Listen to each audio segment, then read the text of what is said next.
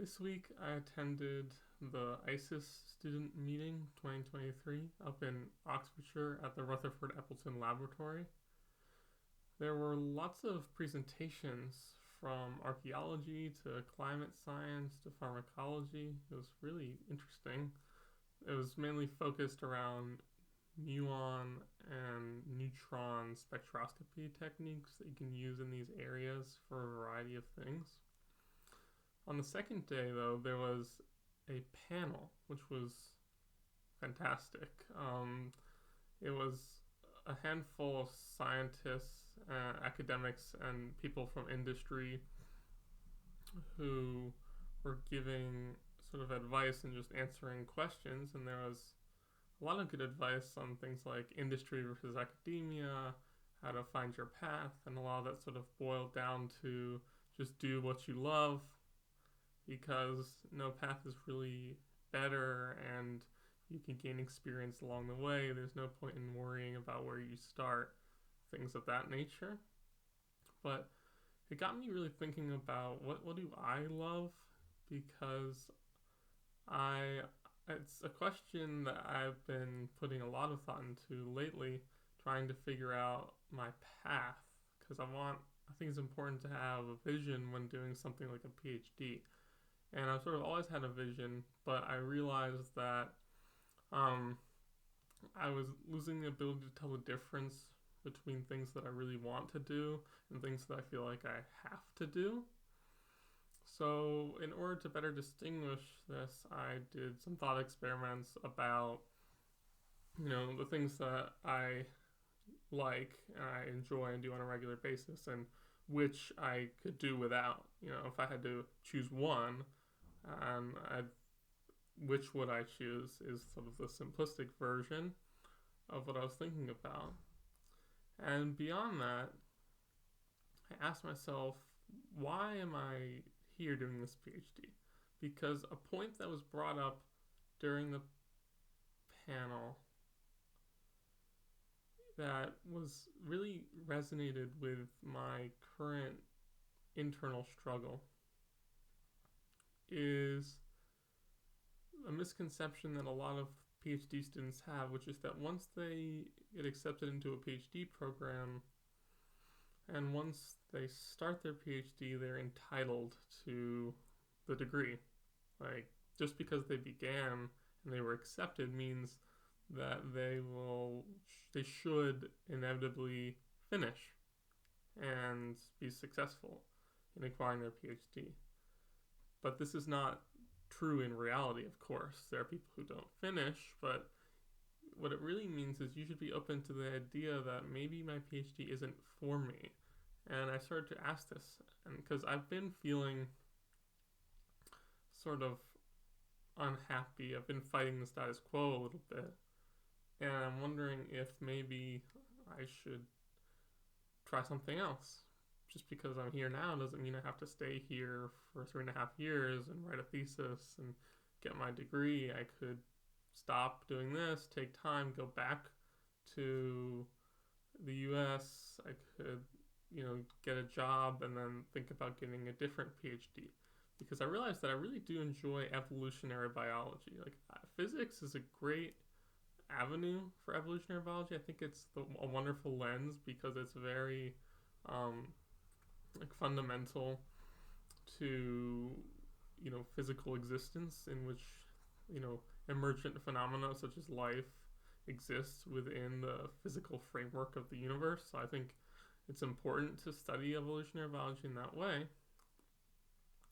And I was thinking, like, well, I'm not just asking these questions and thinking about this because I had 3 failed attempts at PCR, and when I returned from just in 2 days, on Monday and Tuesday, and when I returned from the meeting, I just learned all the things I had to redo on Monday, and because the meeting was from Tuesday, Thursday, Wednesday, and Thursday, and I returned on Friday. I went back to work and then I basically I ran part of what I had done to completion, but then learned that most of it I have to redo anyway. So But that's not why. I mean, that's a given for your the beginning of your PhD, this learning failure process. This is more about what do I see myself doing in 10 years? That's an important question that I'm trying to tackle right now. And I realized that a lot of what makes me unhappy right now in my PhD doesn't actually have to do with any misalignment of myself and my studies, but a lot of people I've been talking to kind of have this implicit idea that I should fit a cookie cutter definition of what it means to do a PhD in quantum biology, especially as a person with a biology background. And I realized that I don't really love theoretical physics for theoretical physics. I think I love it in the context of how it can really transform our understanding of evolutionary biology as an emergent phenomenon. So I don't think I'm going to leave, which is good. I think, I mean, it's scary. It's scary to think about these things, but I think it's important. I think instead of leaving, I'm going to just bring evolutionary biology to me, because the idea that you can't study evolutionary biology because you're working with at the protein level is, I want to say absurd or just flat out incorrect. It's not the main focus, right? We're looking at the physical characterization of these proteins, but I think that putting an evolutionary spin and maybe even a poetic spin, because I realize that poetry is something else I like to do, but not something that I would like to do solely. It's something that I think can also enhance my understanding of what I do now by trying to interpret what I do through poetry, which is strange, I know, but putting an evolutionary spin on my thesis and my PhD studies, because evolution is my primary interest, it puts me into a tough spot, but in a good way. Again, from an ADHD perspective, taking on a challenge and trying to think creatively in a difficult situation is where I've been reading that ADHD people thrive, which has been true for my life as well.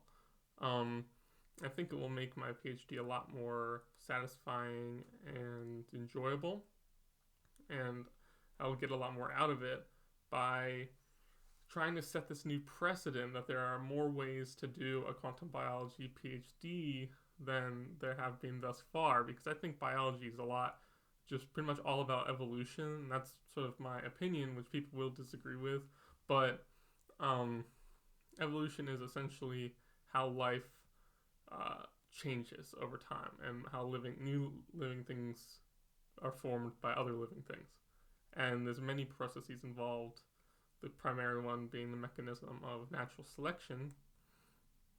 But I think the point I'm trying to make is that